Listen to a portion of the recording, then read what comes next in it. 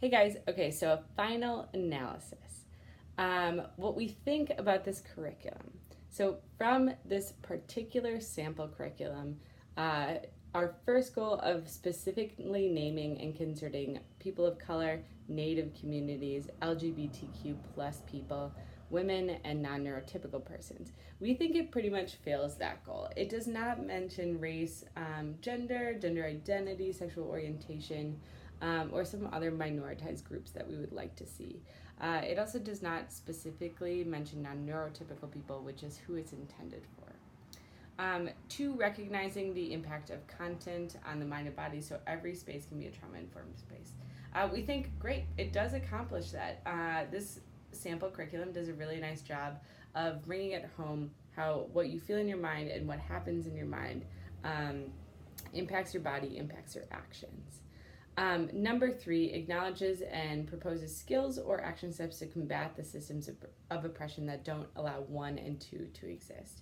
We're going to give this a thumbs in the middle because it sort of does. It sort of proposes action steps and skills, how to best handle frustrations, because we know that students, particularly black and brown students, LGBTQ plus students, non-neurotypical students, really are the victims of discipline policies and zero tolerance policies.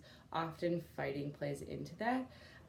So we want those students particularly to have maybe direct instruction on those skills.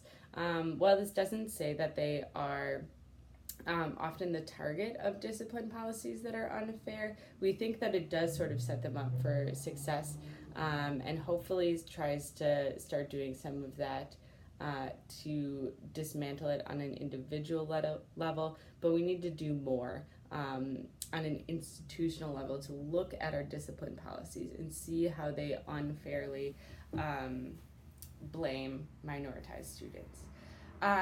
What you guys don't know is the larger standards that our district provides. We looked through them, and we want to just give a quick rundown of how they shake out against our framework. So for the first one, they do really poorly. In all of the list of standards, there's about 38 standards.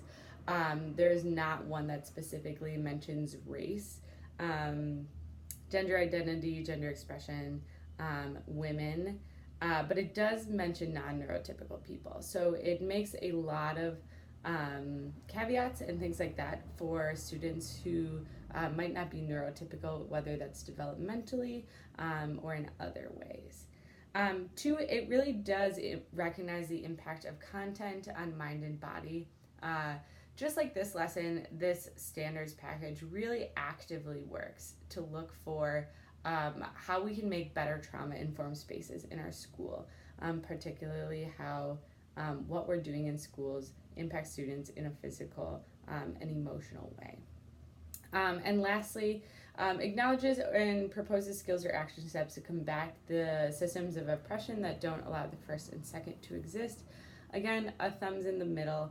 It does some on an individual level, but it makes students sort of the responsible party for changing those systems of oppression. And it doesn't really do a lot to address how, on a school level, unfair discipline policies and things like that unfairly have black and brown and other minoritized students bear the brunt of the discipline policies.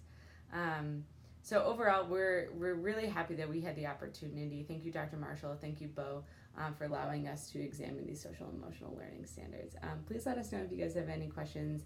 We're both really passionate about special ed and issues like this.